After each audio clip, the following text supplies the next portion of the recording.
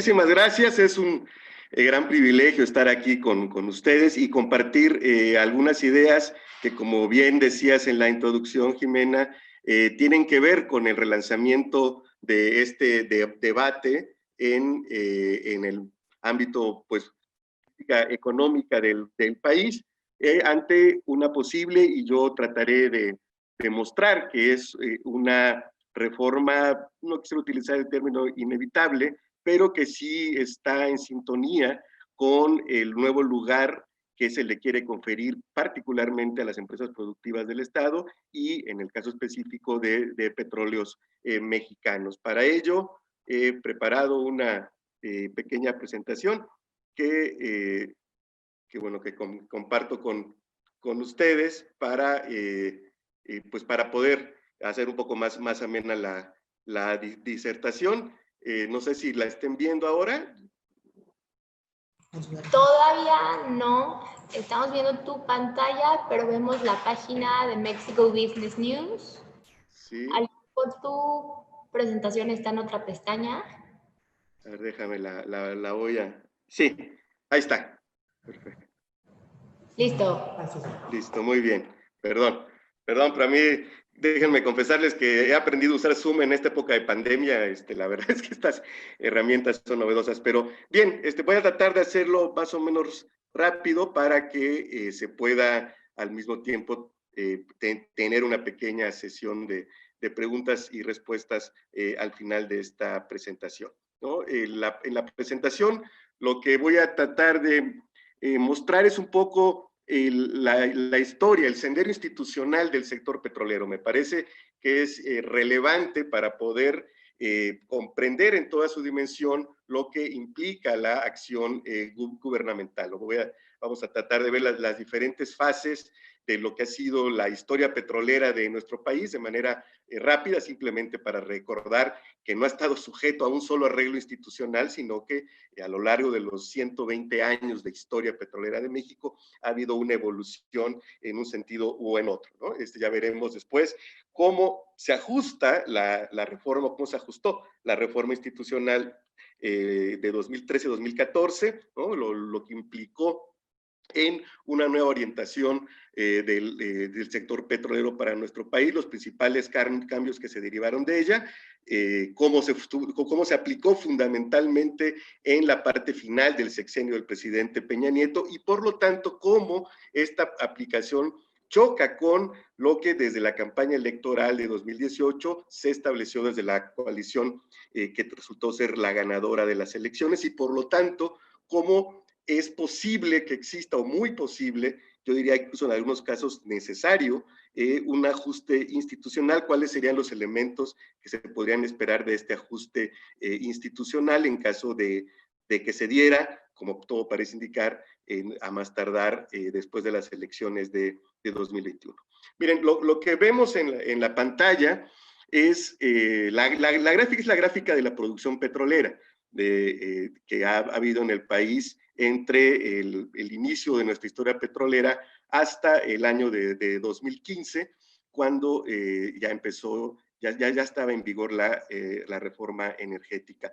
Más allá de la producción, que ustedes pues, ahí pueden ver cómo fue evolucionando, a mí lo que me gustaría subrayar es que esta producción ha sido el resultado, o de manera subyacente a esta producción, han existido diferentes arreglos institucionales en el sector petrolero de nuestro país, ¿no?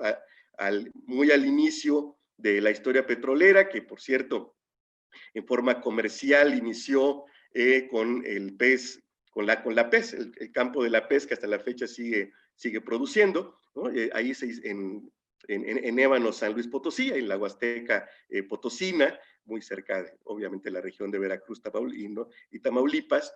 Esta producción inicial se hizo con una legislación que a contracorriente del sentido histórico de nuestro marco jurídico, ¿no? Derivado mucho más de la tradición napoleónica, hispánica, de que los recursos del subsuelo pertenecen al soberano, ya sea el rey o posteriormente al pueblo, se hizo con una legislación minera impulsada por Porfirio Díaz y en particular por su legendario secretario de Hacienda, Jean-Yves Limantour, y con base en esa legislación los operadores petroleros que se instalaron en el país tenían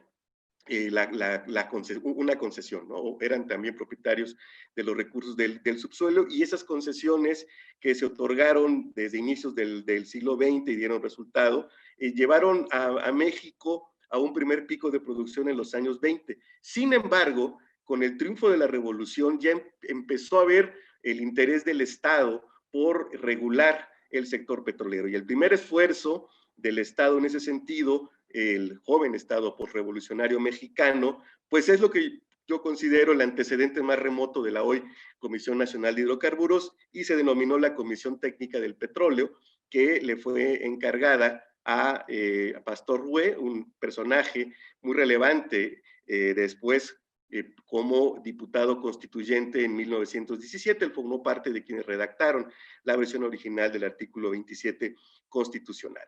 Y justamente al promulgarse la Constitución de 17, pues se creó un desfase entre el orden constitucional que recuperó para la nación los recursos del subsuelo y las concesiones que se habían otorgado en el periodo porfirista, ¿no? Esta contradicción se va a mantener, y en la década de los años 20, si bien es cuando México produce su primer pico petrolero, lo cierto es que esa producción se derivó ya de los campos que se estaban desarrollando con la antigua legislación, y las nuevas inversiones, sobre todo en exploración, se fueron del país, particularmente a Venezuela. El Estado continuó con sus esfuerzos de irse adentrando en la regulación del sector, y creó el Departamento del Petróleo en 1919, y posteriormente la Administración General del Petróleo Nacional. Y mientras tanto, con los acuerdos de Bucareli, se hizo una especie de intercambio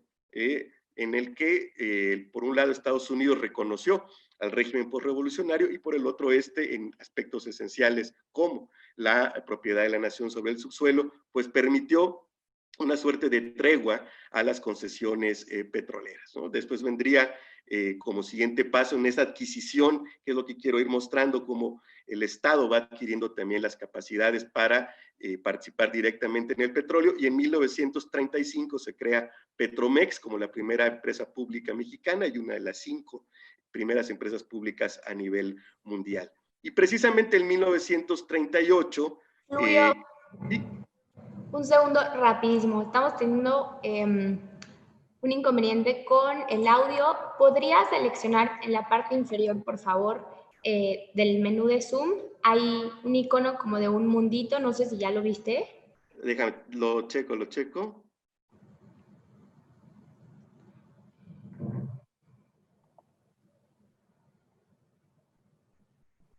Déjame. Listo. Como un mundito, sí, aquí está. Y si puedes seleccionar, por favor, la opción de apagado. Apagado, ok. Y listo, ahora sí, podemos continuar. Muchísimas gracias. No, al contrario, y sí, por aquí tengo muchos problemas con la, Estamos igual todos, no te preocupes. Gracias. Ok, muy bien.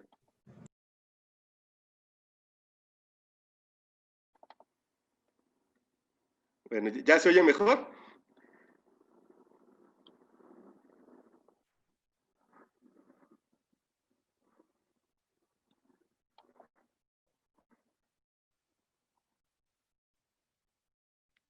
Sí se oye mejor, ¿verdad? Sí, bueno, listo.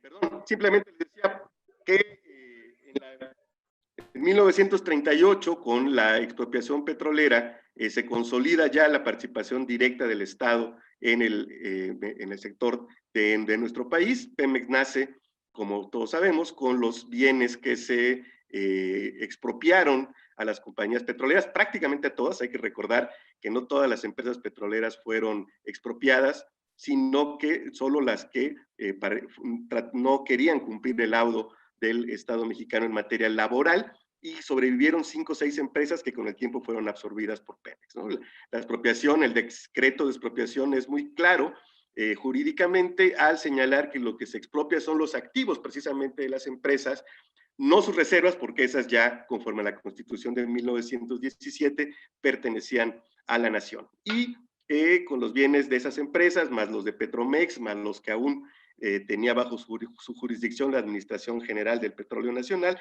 se consolida Petróleos Mexicanos. Y como podemos ver en la gráfica, a partir de esos años, la producción petrolera vuelve a tener un proceso de ascenso, pero muy moderado, ¿no? Si bien es una curva muy suave, y durante todo este periodo, donde ya el Estado mexicano tiene su propio operador exclusivo en el sector, en práctica en las partes más importantes de la cadena de valor de los hidrocarburos, que va teniendo un crecimiento que va satisfaciendo las necesidades del mercado interno.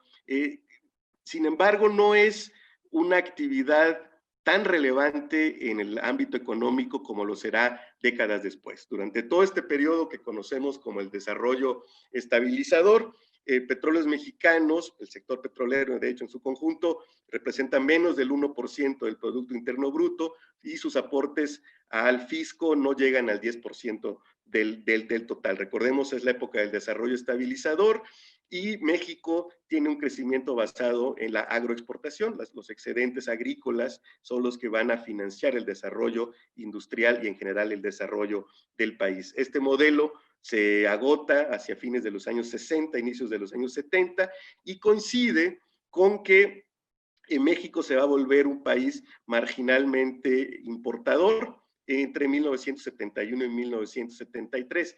Justo después del shock petrolero de 73 derivado de la Guerra de los 6 días entre Israel y Palestina, los precios del crudo, recordemos, se cuadruplican, y eso hizo que se hiciera rentable desarrollar los yacimientos que ya se conocían, cuyo potencial ya se conocía costa afuera, en particular nuestro yacimiento gigante de Cantarell. Sin embargo, y esto es un dato interesante, quienes dirigían Pemex en esa época, en particular el ingeniero Antonio Dovalí Jaime, rodeado del grupo de ingenieros nacionalistas formados en los años de la expropiación, y que ya para entonces son los directivos de Pemex, pues se oponen al uso intensivo del petróleo crudo, ¿no? Con el argumento de que finalmente le pertenecía no solo a los mexicanos de esa generación, sino a los de las generaciones posteriores, y que había sido un desarrollo racional de la producción. Con ese argumento, al final del sexenio del presidente Echeverría, se mantiene la producción muy parecida, aunque empieza a incrementarse, y ya con la llegada de la presidencia de José López Portillo y de Jorge Díaz Serrano a la dirección de Pemex, es cuando realmente México incrementa de manera sustancial su producción petrolera. Como pueden ver, son años muy intensivos. Entre 1977 y 81 podríamos decir que México sí se trasladó, se evolucionó a ser un país petrolero. En esos años el 20% del Producto Interno Bruto se basaba en actividades petroleras, más del 80% de las exportaciones totales del país también tenían origen en el sector petrolero, y se volvió un contribuyente fiscal muy importante. Con la crisis de 1981-82, donde ya estamos en niveles muy altos de producción, México de facto va a cambiar el lugar de la industria petrolera en el modelo de desarrollo económico, y de tener como objetivo central abastecer al mercado interno de hidrocarburos y derivados, se va a convertir en la principal fuente de ingresos fiscales. Y sus consecuencias las estamos viendo hasta ahora, ¿no? El régimen fiscal de Petróleos Mexicanos se fue haciendo cada vez más pesado. Esa era la función fundamental, y la sigue siendo en cierta manera, de Petróleos Mexicanos, y por lo tanto se privilegió la inversión en proyectos de exploración, desarrollo y producción, porque eso era lo que le daba el dinero más rápido al Estado mexicano, ¿no? Y con base en esa premisa de que puede ser cierta en lo absoluto, de que lo más rentable es invertir en proyectos de exploración-producción, pues durante 40 años así se hizo, y la consecuencia fue que se dejó muy atrás toda la parte de transformación industrial, y Pemex tuvo a partir de entonces un crecimiento muy desequilibrado en sus diferentes funciones, ¿no? La producción siguió aumentando, llegamos al pico en el 2004 de 3.4 millones, pero a partir de ahí, como se puede ver en la gráfica, esta producción empezó a descender. Aquí hacemos acercamiento a los últimos años de la producción, ya los últimos 30 años, y ese descenso en la producción que en mucho resultado de, como pueden ver, que es el rosadito que está hasta abajo en la gráfica, es el descenso en la producción de Cantarell, pues llevó, desde mi perspectiva, al Estado a repensar el sector petrolero, pero no a cambiar su lugar en el modelo de desarrollo. Es decir, se buscó, con la reforma energética hecha en 2013, subsanar este descenso de la producción que era derivado de la actividad exclusiva de petróleos mexicanos, integrando otros actores a la industria petrolera, ¿no?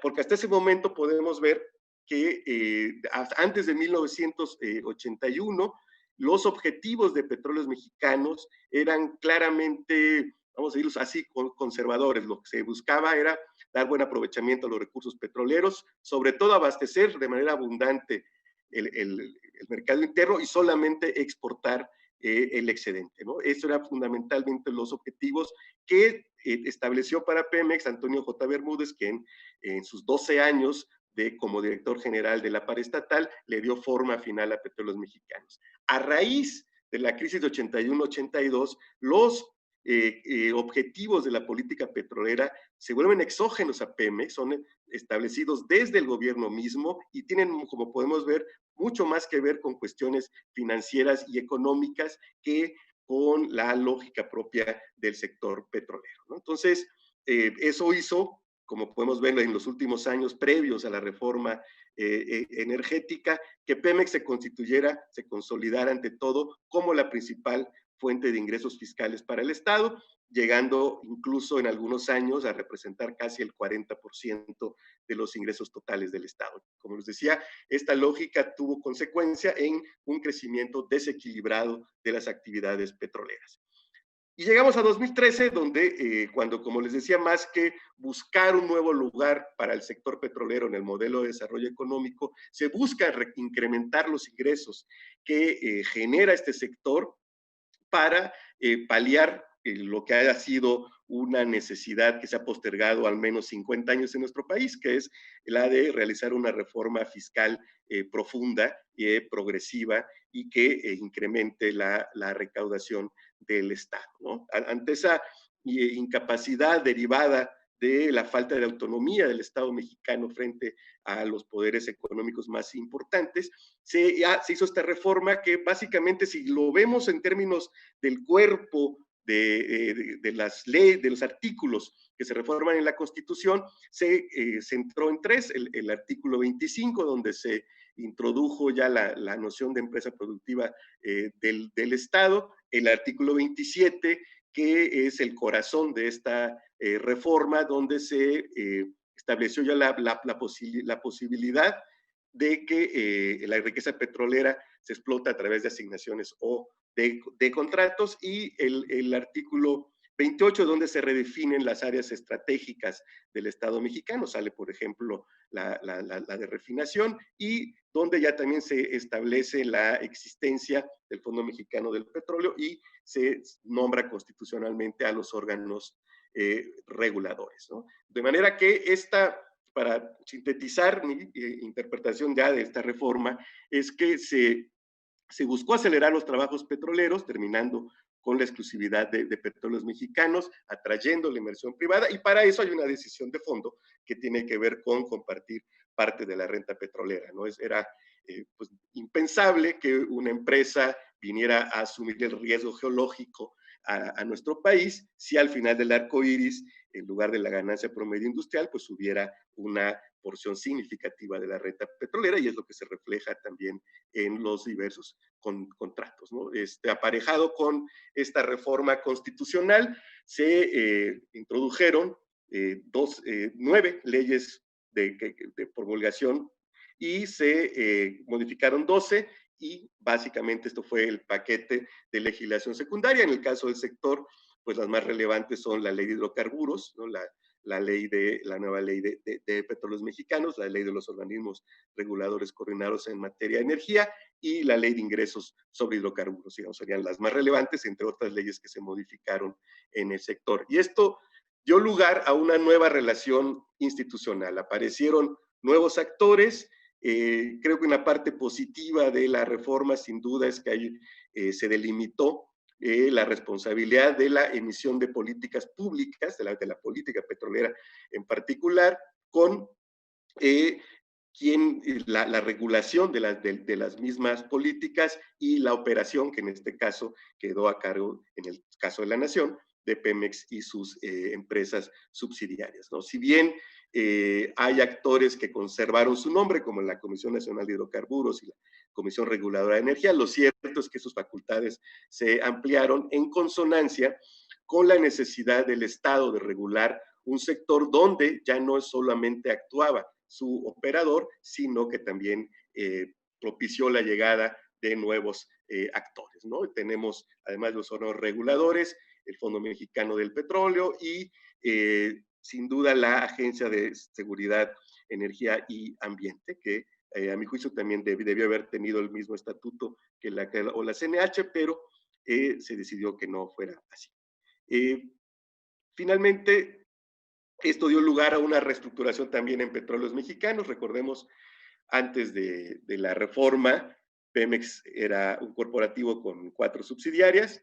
Después de la reforma surgió con 7 subsidiarias. Sin embargo, al Consejo de Administración se le otorgó la facultad de decidir, a diferencia de lo que puede ocurrir con la Comisión Federal de Electricidad. Pemex sí puede decidir su organización, y hoy se ha reducido el número de subsidiarias de nueva cuenta a 4, aunque son distintas, y el propio Consejo de Administración de Pemex se reformó, en el que a mí me tocó participar. Éramos 6 representantes del gobierno, 4 profesionales que éramos servidores públicos de tiempo completo y 5 miembros del sindicato, y en la actualidad son 5 consejeros independientes y 5 representantes del gobierno.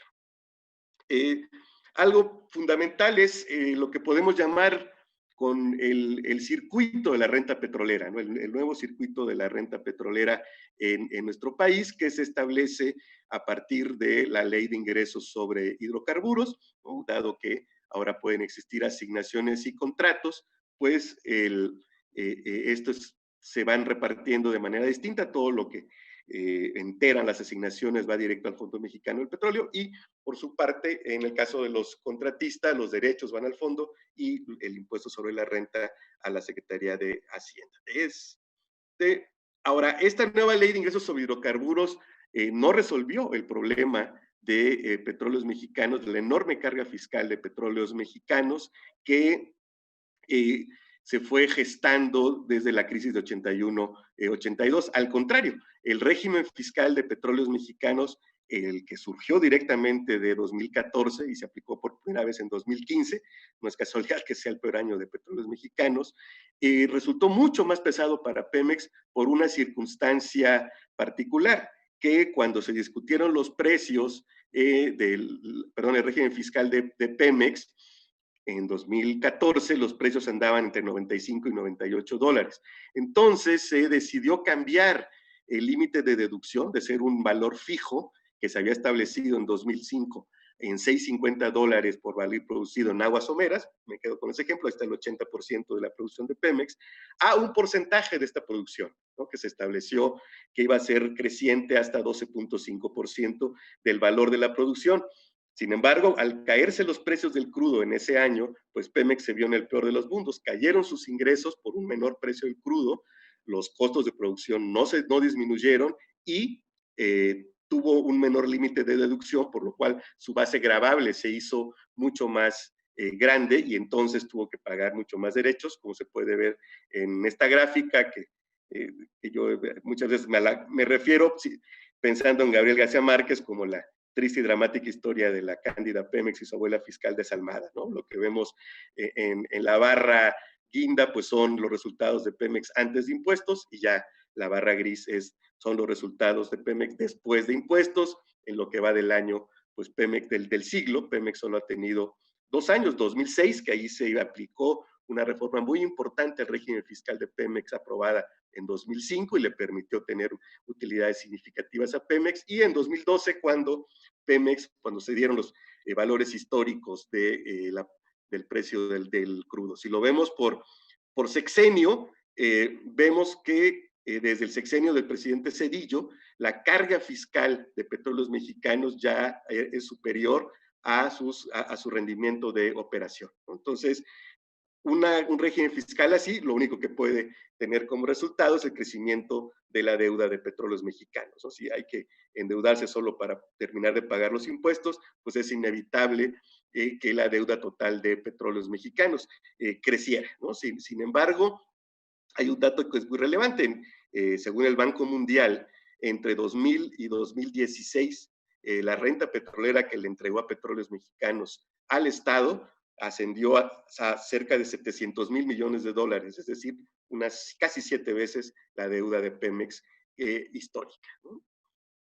Bien, el régimen actual constituye de 3 derechos, como sabemos: utilidad compartida, que es básicamente el mecanismo fundamental de traslación de la renta al Estado; el derecho de extracción, que es una regalía; y el derecho de exploración, que es una especie de predial petrolero, ¿no? Ojalá algún día Pemex pague impuestos sobre la renta, significaría que habría obtenido utilidades después de pagar los otros derechos; y el dividendo estatal, en caso de que los números así lo permitieran.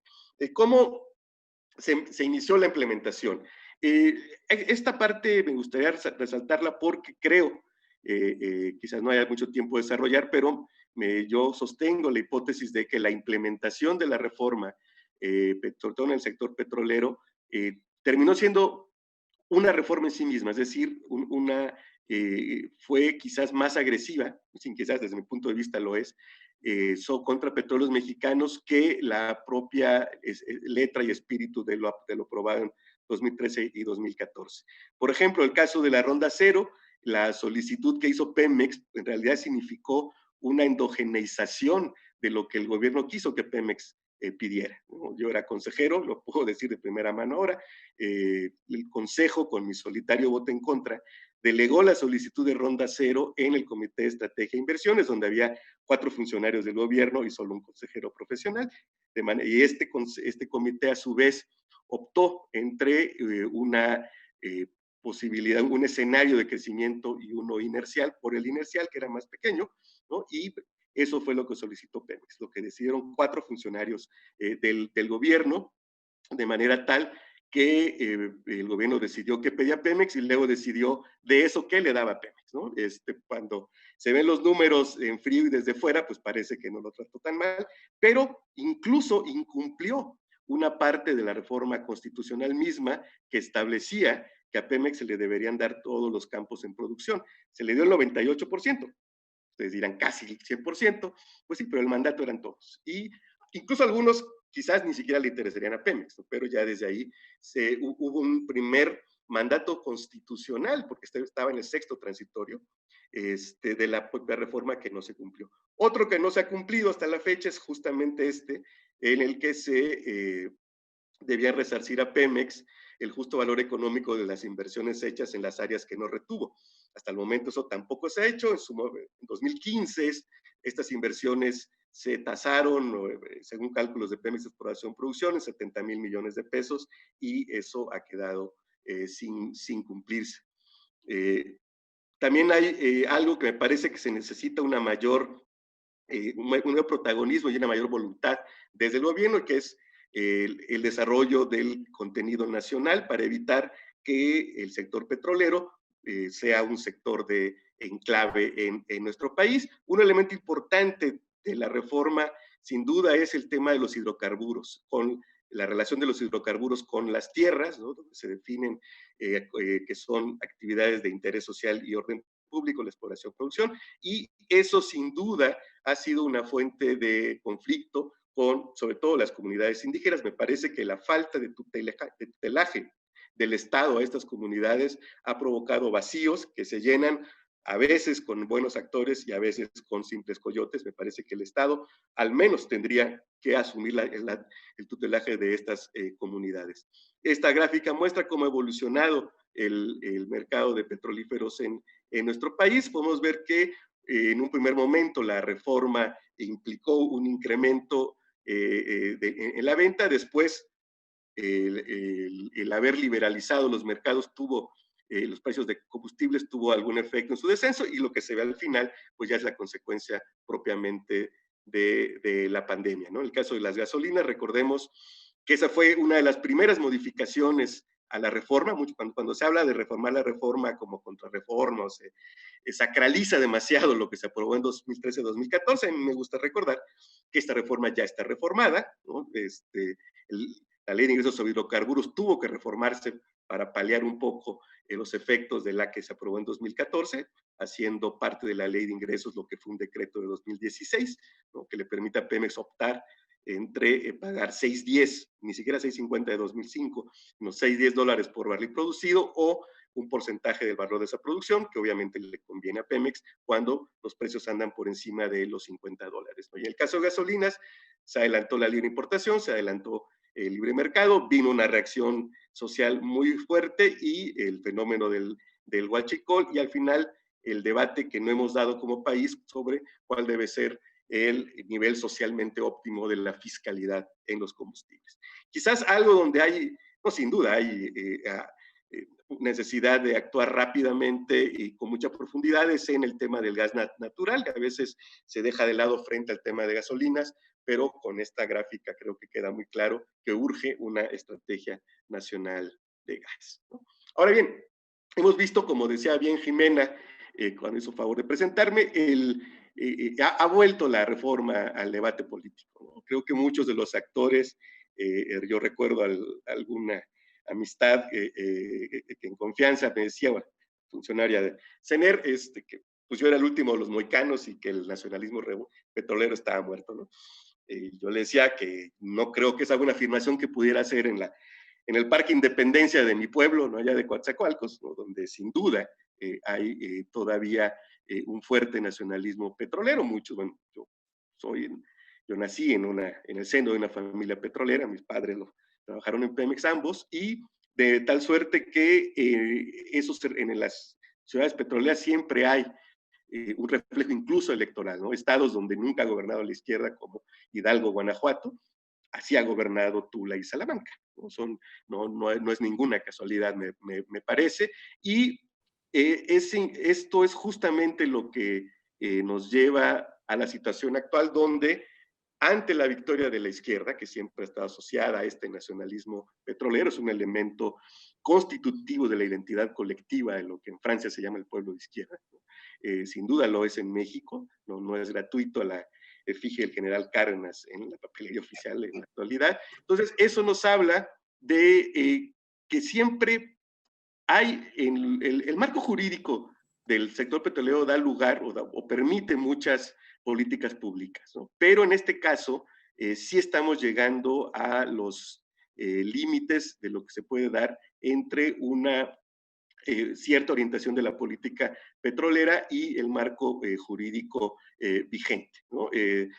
Además, esto ocurre en un mercado petrolero que ha cambiado. El cambio fundamental es, sin duda, la irrupción de Estados Unidos como ya un actor ambiguo, ¿no? Eso lo vimos en abril muy claramente. Antes de abril, antes, o digamos, hace 3, 4 años, pues Estados Unidos era un país netamente importador, y una situación de bajos precios, pues Estados Unidos simplemente se hacía a un lado, ¿no? Hoy lo vimos actuar pues más como un país productor. ¿Por qué? Porque ya hay una creciente exportación de petróleo crudo hacia el exterior, aunque sigue siendo el segundo importador de crudo a nivel mundial y un fuerte importador neto, ¿no?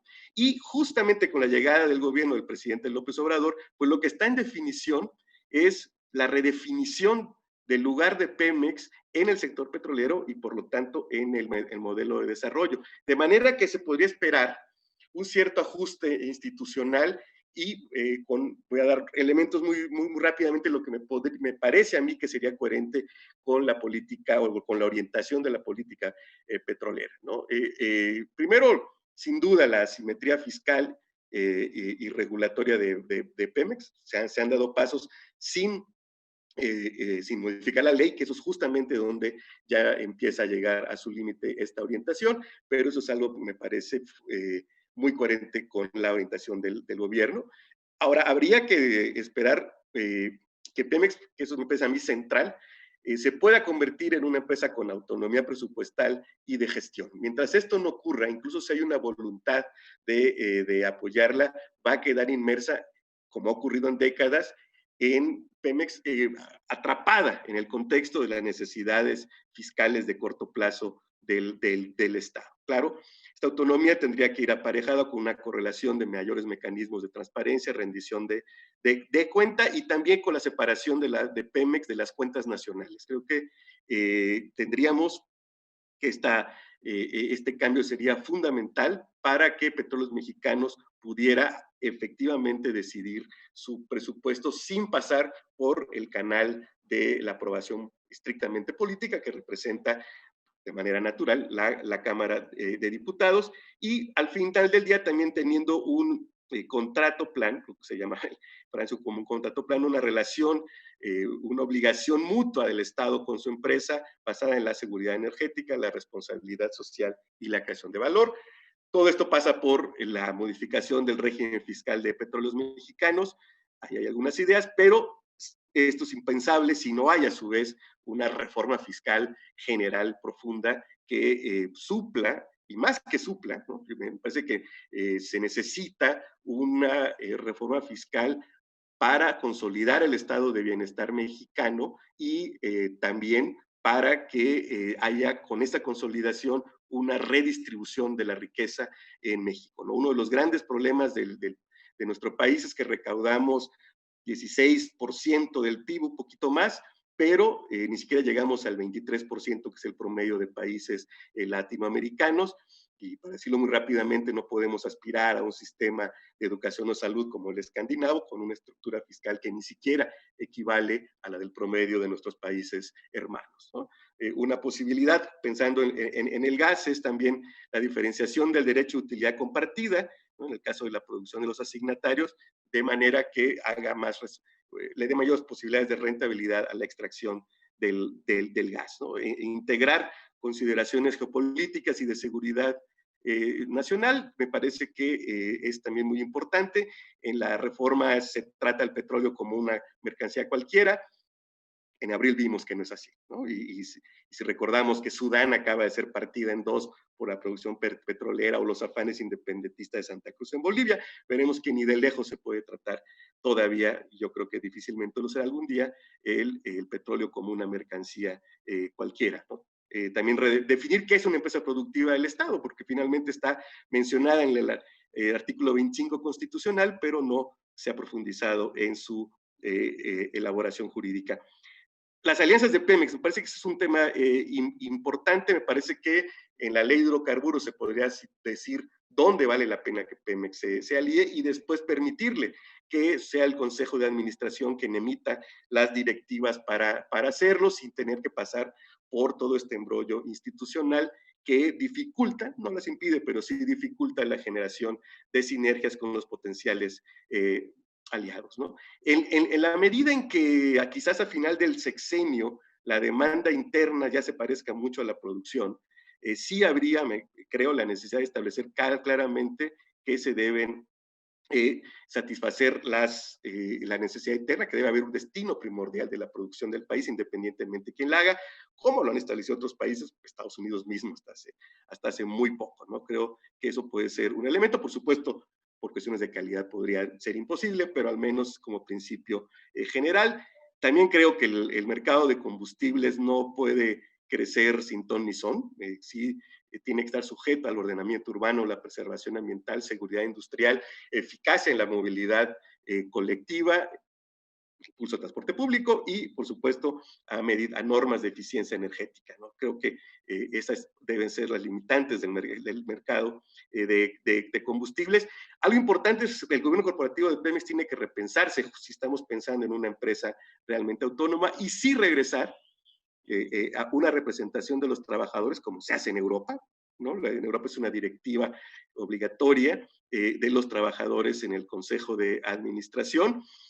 Puede no gustar el sindicato, pero estos por lo mismo deben ser trabajadores electos por voto universal, secreto y directo. De esa manera se evita que la participación de los trabajadores sea simplemente atrincherándose en posiciones gremiales, ¿no? Además, llama la atención que en la Junta de Gobierno de CFE sí hay una representación de los trabajadores, del sindicato, y no en el caso de Petróleos Mexicanos. Insisto, esto es y sobre todo históricamente, ¿no? Ya no hubo tiempo de hablar, pero Pemex, recordemos, en su nacimiento funcionó pues como un soviet, ¿no? Es la época de la llamada administración obrera. Ya lo que tristemente hoy se operó en sentido contrario y que tiene que ver con el apoyo a la investigación científica y tecnológica. Espero que se revierta esta decisión que desapareció los fondos ENER, CONACYT, hidrocarburos, y al contrario, habría que buscar que se incrementara lo destinado a investigación científica y tecnológica, ¿no?